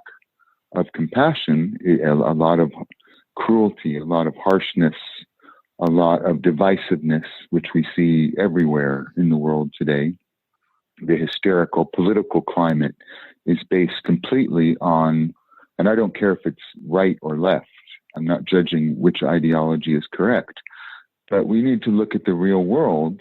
You look at the headlines and you see that egotism is running rampant as never before, unchecked by any kind of ethical concern for others. So the root cause of that is our self-absorption and our focus on me and what I want and what I need. And of course, consumer capitalist society pushes that on us all the time. Compassion doesn't mean looking down on other people and thinking, oh, poor them, they're so much in a lesser position than I am. It's not pity. Compassion is a natural aspect of mind. When mind is freed from the ego illusion, all that is there, and this is true for everyone, for you, everyone that has a mind, everyone that has the mind, wisdom and compassion are the two qualities of mind. And the traditional Buddhist way of interpreting it is compassion in the Buddhist sense is not pity. It's not like seeing a bum on the street and saying, "Oh, here's $1." That is a temporary little bit of compassion, not a bad thing, but not the ultimate compassion, which is compared in Buddhism to the sun shining, the way that the sun shines on everything without even thinking twice. Obviously, the sun doesn't say, I'm only going to send a ray of sunshine to this particular person who needs it. It shines universally. If you were freed of your ego illusion, of your selfishness, of your self-absorption, you would realize all other beings are you. You are all other beings. So it would be as crazy not to be compassionate as it would be to cut off your own finger, because you would understand we are sharing one experience. All that's happening from a non-dual perspective is one experience. So it isn't being a nice person or being a good person per se, according to socially conventional standards. It's understanding that even your enemy is you, and embracing that on a spontaneous, deep level, not because it would be a nice idea to do so, but because you truly come to understand through the practice of meditation that there's only one mind, and therefore, if I harm you, I am harming myself. And this gets into karma too. If you understand karma as an actual fact, not a theory that you can reject or accept according to whim, if you understand it's the law of the universe, that it is irrevocable, that is another way to remind yourself that compassion can, if you don't have compassion, you are absolutely creating negative karma for yourself. Every time you are unkind to someone, every time you deliberately go out of your way to be cruel or unfeeling to any being, I don't care if it's a bug or a dinosaur or a human being or an alien or a demon or a god. And all of these things are potentially Buddha. Therefore, universal compassion, which doesn't mean stupid, what Chogyam Trungpa called idiot compassion. It doesn't mean that you don't see the flaws and the problems of other people, or that if your enemy's coming to kill you, you don't defend yourself. But can you have compassion for your enemy for being so fucked up in their minds that they are filled with hatred and cruelty, and understand that they are creating negative karma for themselves, and you can feel sorry for them watching them do this. So that maybe that would give people a little clearer understanding of what compassion in the Buddhist sense is, but it's absolutely essential. And a lot of people see it as weakness these days. I notice that very often. They think if you were too compassionate, you would be taken advantage of, or that you would be too vulnerable. But in fact, it takes a lot more strength to be compassionate to everybody and everything you encounter than to constantly be judging who is on your side, who is your friend, who is your enemy. I think it's interesting that we live in a world where that's the case, where it's easier to do the wrong thing. Yeah, well, like what did you mean exactly? In which way? Well, most people do have that natural inclination to judge others, to condemn others, to act out of anger or spite or self-serving interests. And compassion it does take more effort, it does take more courage, it does take more work. But well, I want to. Yeah, go ahead. Sorry. I was going to say, in proportion to the investment you put into right action, right thought, and right word, the recompense is priceless. You get so much back from that. Well, the Dalai Lama has pointed out that because we are selfish and egotistical, one way of learning why we should practice compassion is that it is in our own best interest. As you said, by being compassionate, our karma will improve, therefore our life will improve. So there's every reason and motivation to cultivate compassion. Even if you use a selfish reason to do it, understanding that your karma and your everyday life would be improved, that's the essential thing. I think if you understand karma is real, you will understand every malicious word that you say, every malicious thought that you think, and every malicious action that you make against another person, no matter how justified you may think it is only harming you. It may harm them temporarily, and your ego may be pleased to see that you've harmed them, but you are ultimately digging your own grave with each malicious action. But it also doesn't mean blind acceptance of everything everyone does. You discriminate. Discrimination is also a part of the enlightened mind, being able to judge what is correct and what is not correct. But you can have compassion for the terrible mistakes that people make, and even for the harm they may cause you. You can feel sorry for them, knowing that when they deliberately harmed you, they are harming themselves. That's very hard for most people to do, especially inflamed by the kind of divisiveness that modern society cultivates. I think that's very true. And on that note, kind of circling around a little bit, I did, especially since this is going to be our Halloween episode, I did want to ask you, I have two kind of questions along that theme. First of all, I think it's remarkable the kind of the kind of experiences you had growing up, even as a kid. I mean, you met horror icons at an early age, and you grew up in an era where, in this sort of combination of, there was this occult revival, there was this psychedelic culture, and then there was this horror culture. And I was wondering, when you look back as a magician, as the artist, and you look at that, would you say that these influences sort of had a role in the formation of your magical self. Oh, yeah, that's an understatement. I mean, I make no bones about it. I am completely a creation of those three things that, when I came into being into this world, in this incarnation, the magical revival was going full blast, and I was exposed to it in very direct ways. Another thing is that the monster mania and horror revival, on one level, the Hammer films were new. And so every weekend, American International and Hammer, you had traditional supernatural horror everywhere. And then, and many other lesser known films of that type. And the revival of the Universal films on television.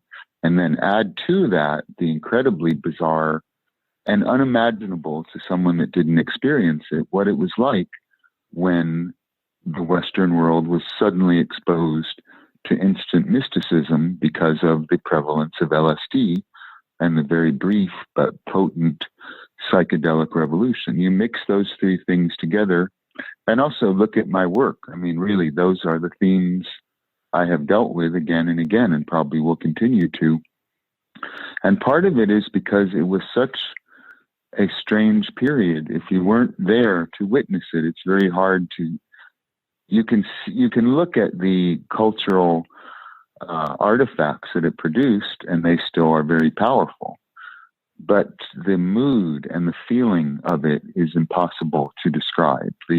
There was a sense that some door to another world opened for a few years, and I definitely noticed it closed again sometime in the 70s. It was some spirit. It may have been terrible. It may have been wonderful. It's very hard to judge what it was, but something changed for a very brief time. And I compare it. It's like if you grew up in a war, it's so extreme, you can never really adjust to civilian life again, And so what one imagined the world would be like with that confluence, the psychedelic, the supernatural, and the macabre everywhere, and the diabolical and the occult, all of that coming to the forefront in such a powerful, all-consuming way.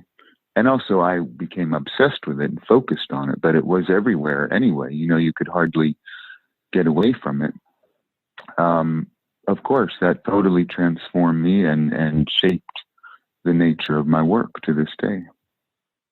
It was truly a remarkable time, and I think when I look at an artist such as yourself, and I see those influences in what you've done with it and how you've developed it, it really does sort of indicate that there was some kind of tremendous spiritual impulse that was occurring there. And that's kind of where when I was contemplating this and contemplating this point, that's kind of where I came up with this sort of contemplation, or this question about, do you think that the horrific character of monsters in popular culture, especially in that era, could be compared to the wrathful forms of wisdom deities in the collective psyche, that these horrific sort of monsters are actually reflections of enlightened states of awareness? Absolutely. I agree with that, and I have thought that in those specific words. The classic supernatural pantheon of monsters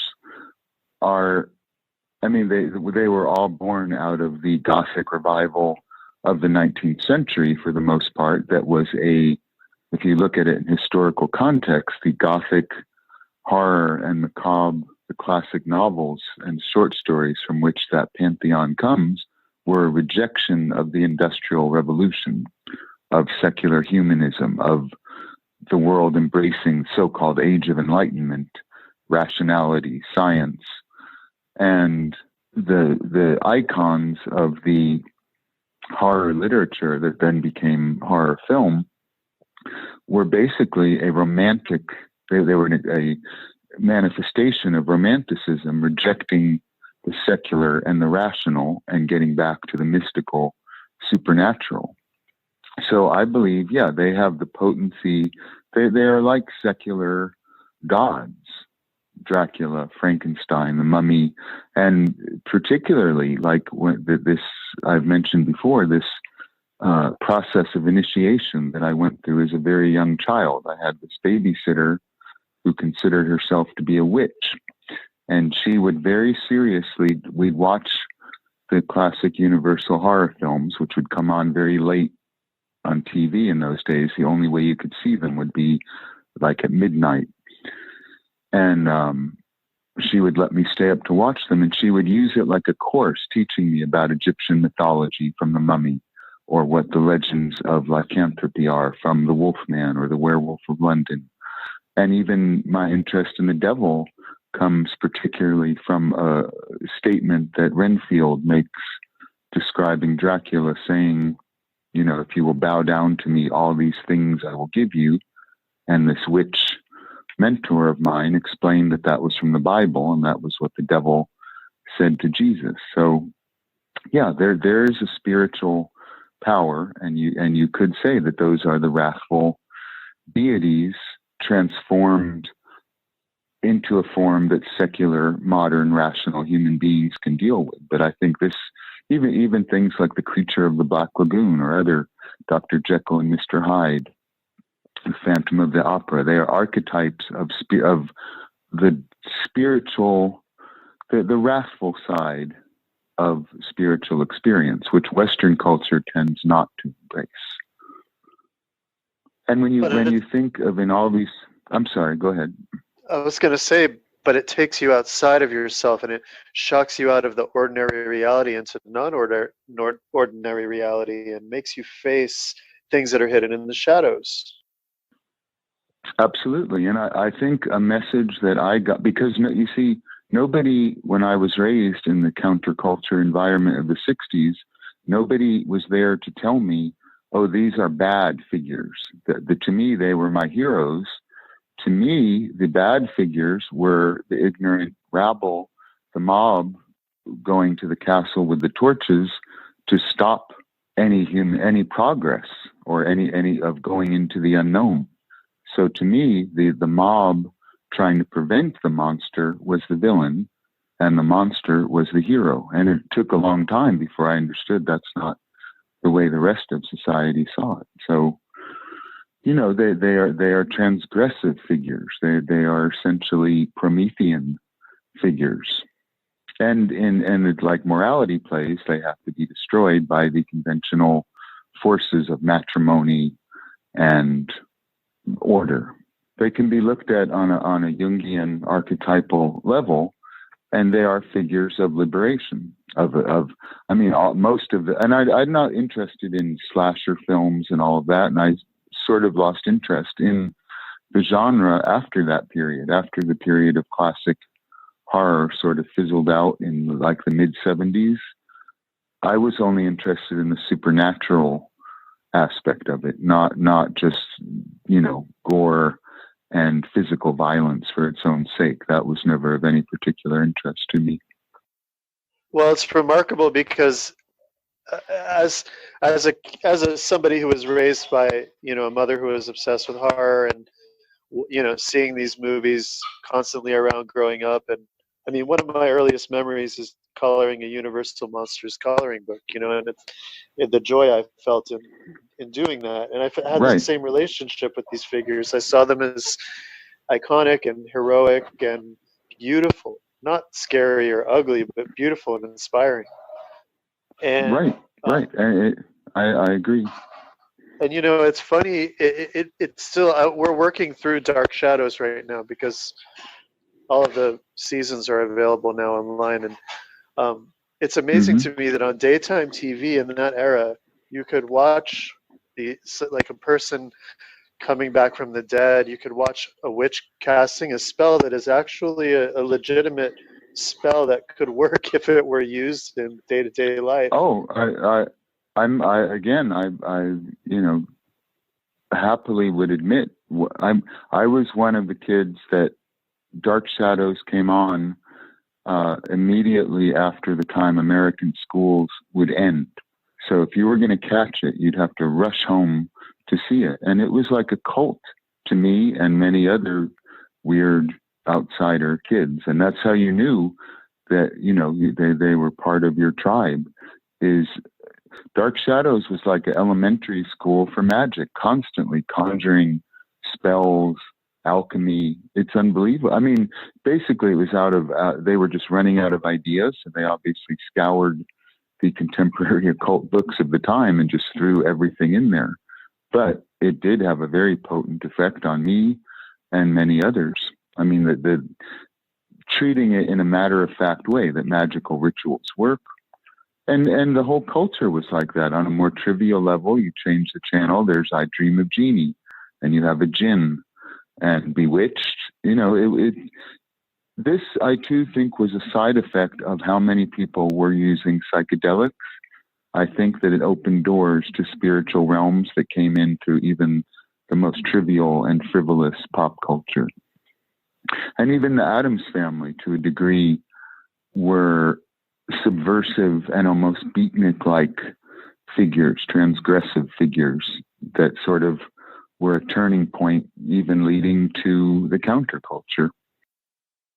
Well, it's funny you mentioned the beat aspect too, because when I was listening to your new album, which I enjoyed a great deal, I could hear the beat influence on your work, and I could hear the influence of beat culture. I could hear the influence of German expressionist movies. I could hear film noir, and I could hear magic. Absolutely. Yeah. Well, those four things are without a doubt the pillar of my influences. So yeah, I'm glad I wear them on my sleeve proudly. So I'm glad you could identify them. But yeah, for in my heart, probably I am some kind of beatnik still. That's probably the counterculture that appealed to me the most, because it had a darker edge and a more cynical edge than the more utopian hippie. And isn't it true? I mean, didn't you met Vincent Price? You worked with Christopher Lee on a musical album. I mean, right? Yeah. Well, not only that, I knew Myla Nurmi, Vampira, very well. Wow. And actually, she was like a mentor to me in many ways for the time that I knew her, and I still, listen to her advice on what not to do as a performer, because she made, many mistakes, but she actually gave me very sound advice of what to do. And actually, when I was younger, before I met her, there was this gay puppeteer in Hollywood who was a fence for, the underworld, actually. And he was like an old Hollywood character, like just doesn't exist anymore. And he was this big, obese guy who would sit in his world full of puppets that he made.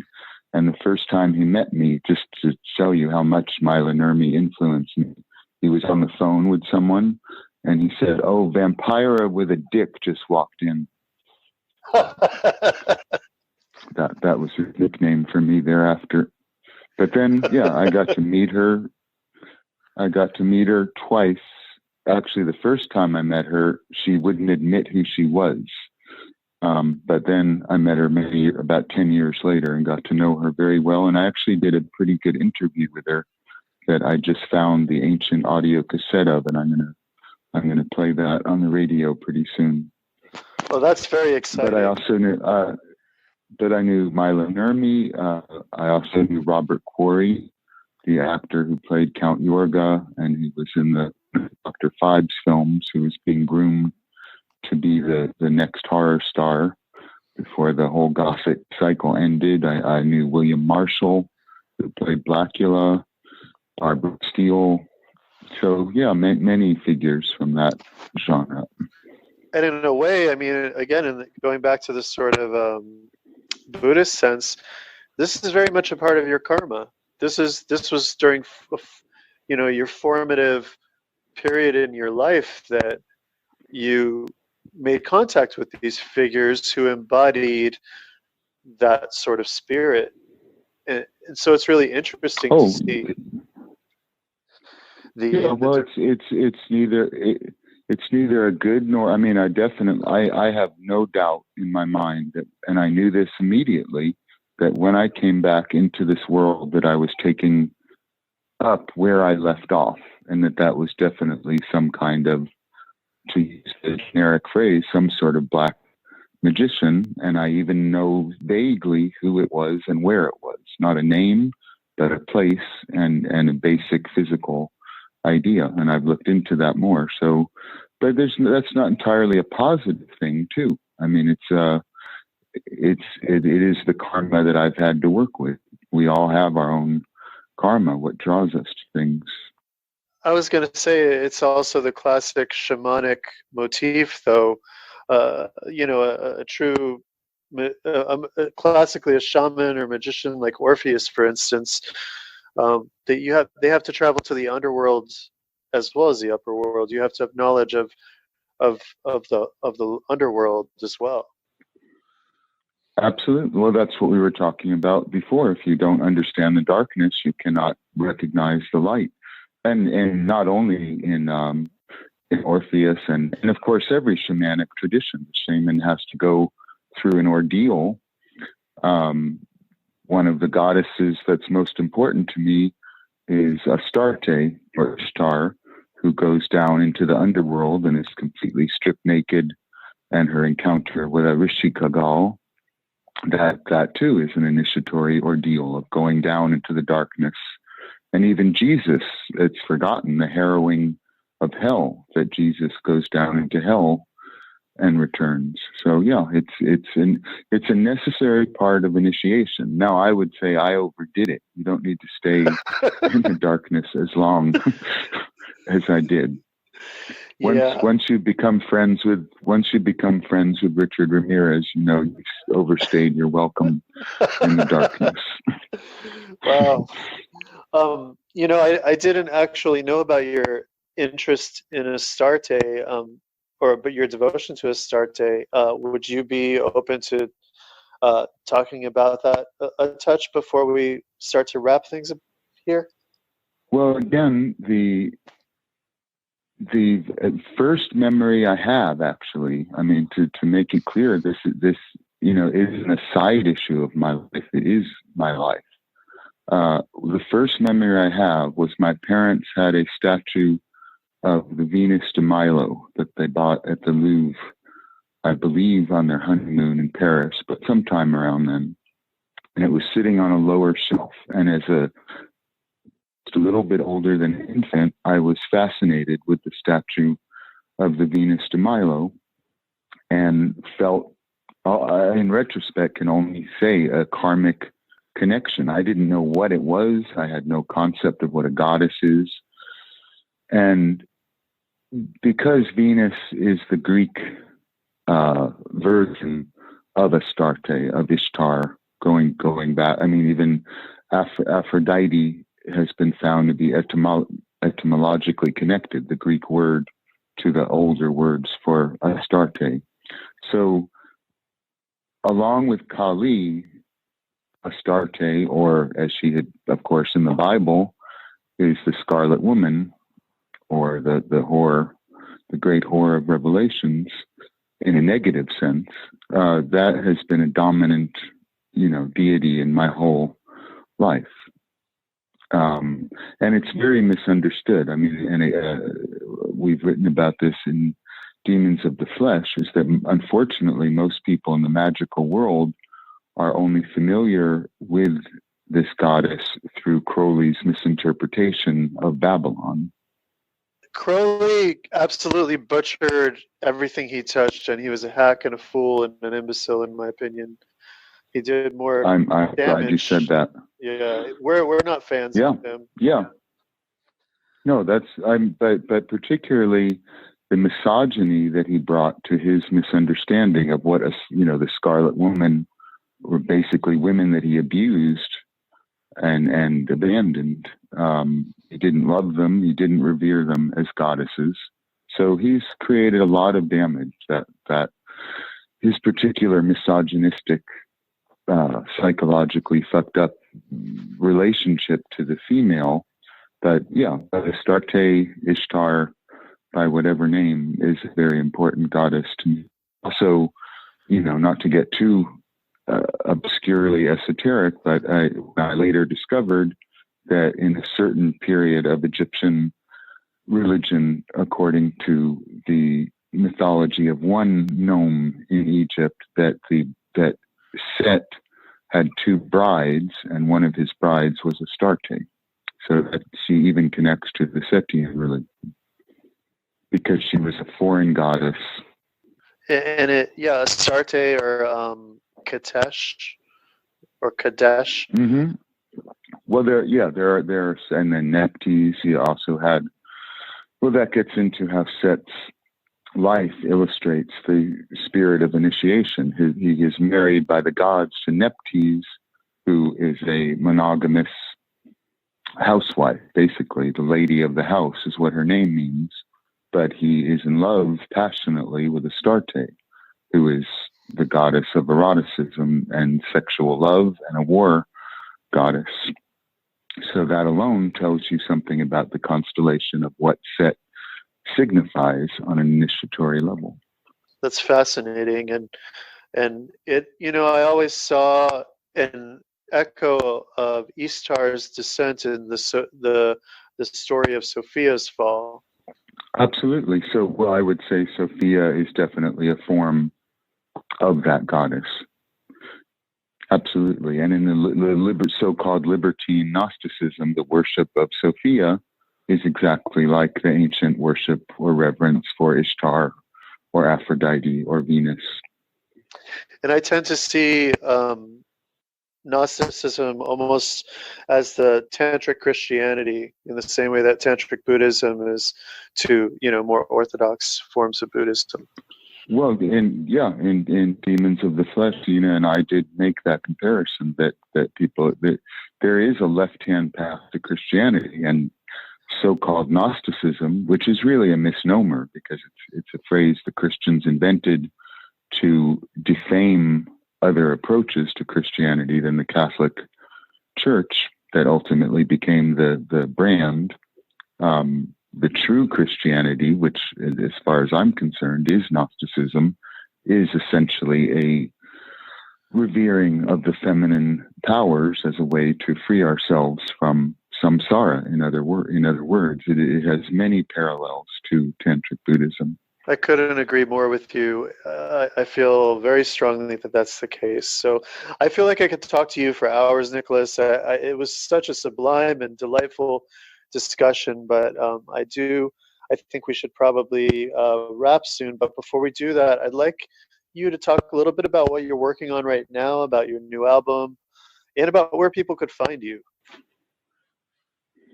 Okay, yeah. Well, you can find me on all the. I have reluctantly been dragged in to the digital world after ignoring it for many, many years, to my detriment. But you can find me on Instagram and Facebook and even Twitter, though I use that much less because what I have to say can't fit into so few words. But you can find me there at Nikolas Schreck Official on Instagram, Facebook. And my YouTube channel, the Nikolas Schreck channel, has many recent interviews and most of my recent music. The long-awaited final edition of the Manson File, Myth and Reality of an Outlaw Shaman, is being laid out at this very moment and will be published shortly.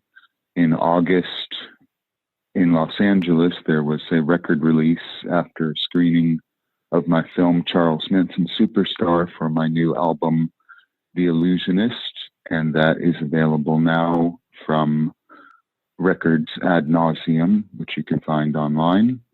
And that was just released, the album that you were referring to before. And that's what will happen this year. And next year there are other plans that will be announced when they manifest. Well, we will most certainly be glad to promote your plans, and I wanted to say with humility and gratitude, thank you for coming on our show, and thank you for taking the time out of your life to discuss these things with us and reflect. And I certainly hope that on some level it was gratifying for you, because it certainly was for both of us. It was.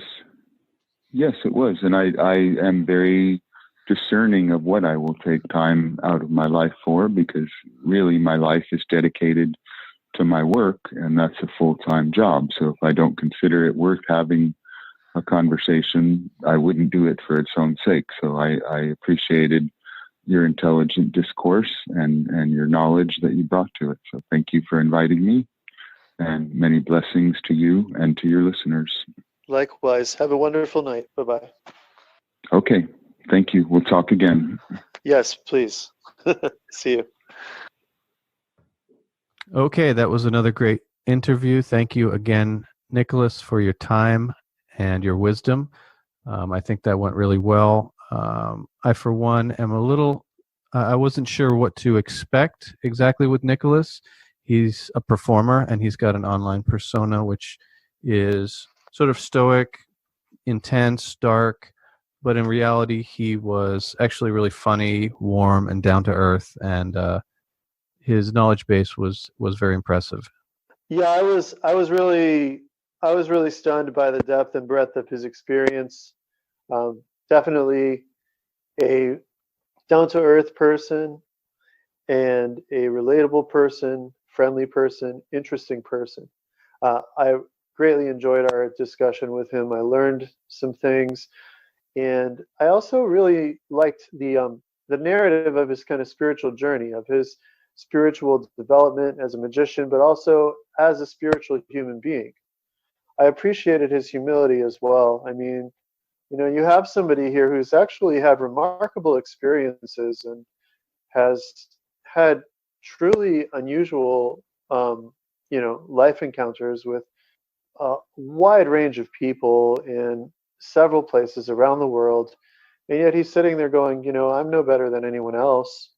Mm-hmm. And that was impressive to me. At the end of the day, you have a very devoted spiritual practitioner who's dedicated to the liberation, not only of his own soul, but through the bodhisattva vow of all sentient beings. And I think that's a real lesson for anybody, that it shows that anyone from any walk of life can approach spiritual awakening and uh, engender true fruit and true results. I'm excited to see where Nicholas goes next in his life, because he's been so many places. He's done so many things. What is he going to be doing in 5 years from now? Who freaking knows? Yeah, and I think you were right when you had mentioned earlier about he's very well balanced and flexible with his ideas. He's not chained to any sort of rigid dogma. So very interesting stuff. Ironically, it's funny, after we talked to him and I was thinking about it, I don't think we really talked about sonic magic as much as we thought we were going to. We just kind of kept going, and the conversation was naturally flowing, and we just went with it. So we didn't go as deeply into sonic magic as, like I said, we thought we would. But the listeners can always go and do some research on Nikolas on their own and kind of follow what he's doing. And he's got some really interesting YouTube videos where he talks about this a little bit more in depth. And additionally, I would very much like to have him back on the show, and we can visit the topic in an even more comprehensive way if he's open to it, which I believe he is, as he said. We can always go further. I mean, we could have continued this conversation for 2 more hours. I mean, there was so much that we talked about, but there was so much we could have talked about, and it was such a natural flowing conversation. And I think that's one more thing, is we were dealing with somebody who is highly intelligent and an excellent conversationalist, and I think that's what makes him such a good performer and teacher as well. You really have that present. And I just wanted to mention here, to anyone who's interested, that Nikolas Schreck, in addition to his magical life, spiritual life, in addition to his music, his poetry, his art, he's also a scholar, and especially he's one of maybe the world's foremost scholar of Charles Manson, and he's doing a series of lectures in London. He's doing it's a speaking tour entitled the Charles Manson Conspiracy. He's going to be speaking in London on November in Bristol on November 19th, and in Manchester on November 20th. He's going to be going through some of the latest breakthroughs in the story, and he's going to be at the Sway Bar in London on the 18th, at Hen and Chicken in Bristol, and at the Fitzgerald in Manchester. And so anybody in England or London or in Europe who's interested in hearing him speak on this very intense and mind-boggling topic can find him there. And please check out his new album, The Illusionist. I found it to be a great listen, and I really enjoyed it. I listened to a couple of it several times in a row because I enjoyed them that much. So please look him up, check him out. Interesting person. He had mentioned to us that these UK talks, you can get tickets. They're available via Funzing, Funzing, if you're interested. That should probably be enough for this episode. I think it's a good point to wrap it up. Okay, you can find us, as always, on YouTube, iTunes, and everywhere else that you find podcasts. You can also find us on Facebook and our website, themagicianandthefool.podbean.com. And thank you for listening. We appreciate that. This is a labor of love. That we always appreciate your support, but we do not require it or expect it. We do this because we want to shed some light on corners of the esoteric and spiritual realm that are maybe not given as much attention. And we're hoping that this might help people who are seeking for inspiration, guidance, deepening of their practice or study.